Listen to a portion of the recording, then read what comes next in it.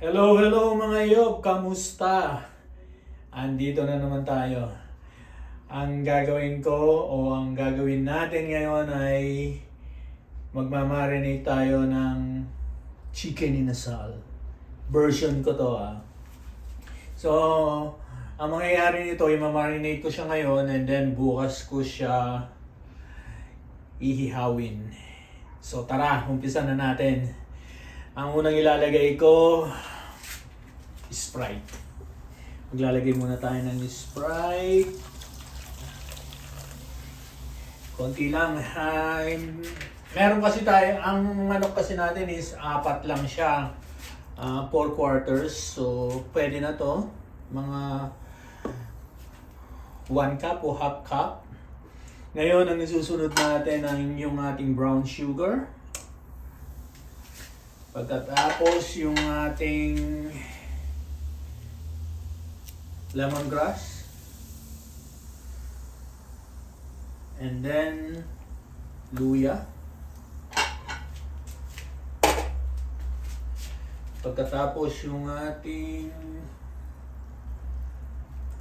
bawang. At lalagyan ko na rin ito ng chili. Ito. Lalagyan ko na ng isa para hindi na siya para hindi na ako maglalagay mamaya. Para may kick na siya. Pagkatapos yung ating suka. Yan. And then yung ating soy sauce.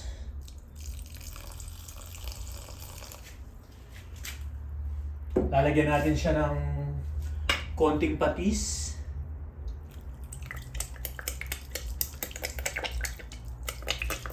Imbes na asin yung ilalagay natin. Pagkatapos, lagyan natin ng chicken powder.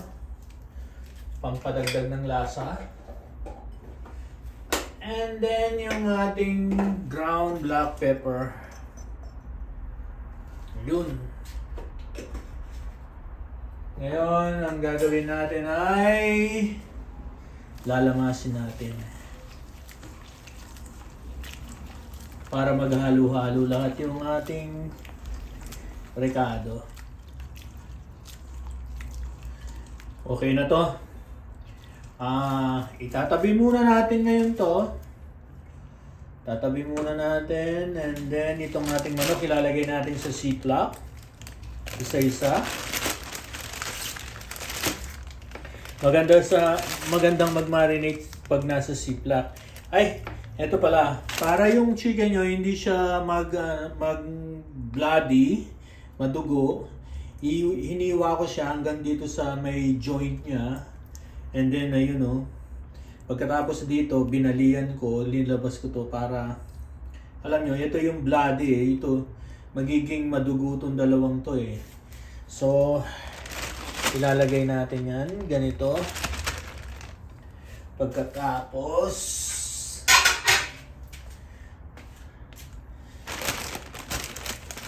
ngayon, ibubuhos na natin ito.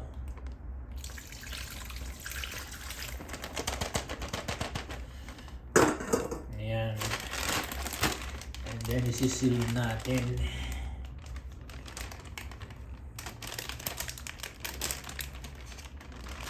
Tanggalin natin yung hang. Ano ba yan? Hindi na tayo marunong mag-seal.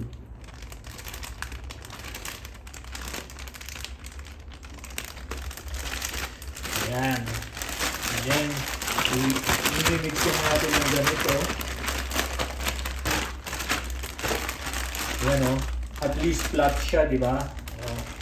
Ayan ibabalik-baliktad lang natin siya ng ganon pag nasa rep na siya para at least sumipsip siya. So, ngayon ilalagay na natin sa fridge, chiller, overnight para naman na sumiksik lalo yung lasa. Ngayon bukas na natin siya hihawin. Babalikan ko kayo bukas. Hello mga yobe. Ngayon babalik na tayo. Ngayon na tayo maghihinihaw. Yesterday, di ba, nag-marinate tayo ng chicken. Ito na siya ngayon, oh. Tignan mo, talagang babad na babad siya. So, ngayon ang gagawin natin ay gagawa tayo ng chicken oil. Sigiyan muna natin yung ating kalan. Konti lang yung chicken oil kasi hindi kami mahilig sa chicken oil. Baka, alam mo na, bawal ang mantika, chicken yan, oil pa. Anyway, babalikan natin.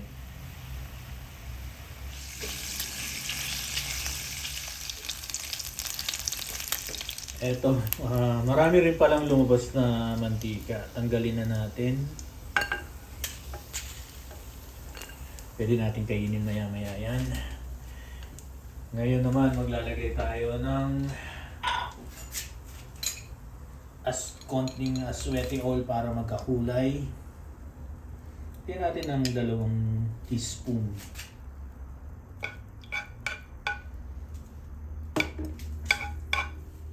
Pagkatapos, lalagyan natin ng bawang. Yan. I-off na natin. Turn off na yung kalan para hindi masunog yung bawang, hindi pumait yung ating ano. Ito na yung ating chicken oil, oh. Tignan nyo. Oh, may bawang na siya. Ngayon ang gagawin natin, ihanda na natin yung ating ihawan.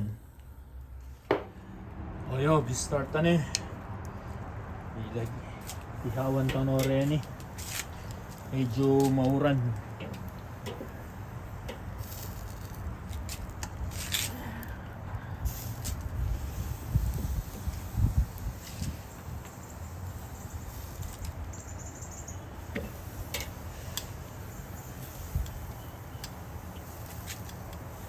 Okay, yob. Baligtad tala sa guli. Kailangan bagya-bagya lang iluto rin, legs na po rin. Ay, Diyos ko po. Puta dumayad. Baka dumugo. Dapat hinay-hinay lang ang apoy.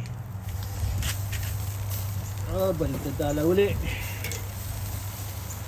Didikit, masira yung balat.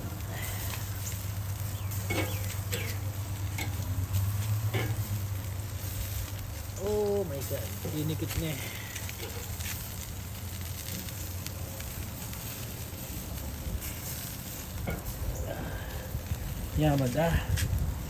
Yamada yobo.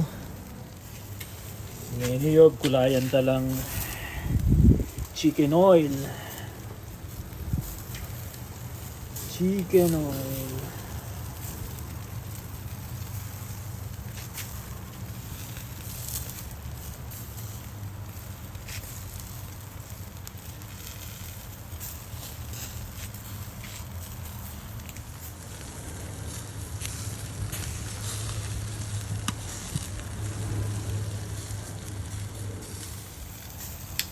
Baligtad tala uli. May dulok na eh.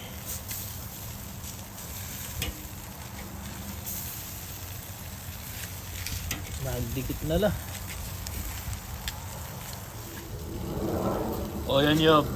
Luto na lang rin kaya katamong chicken inasal yob. Lemen. Yan na.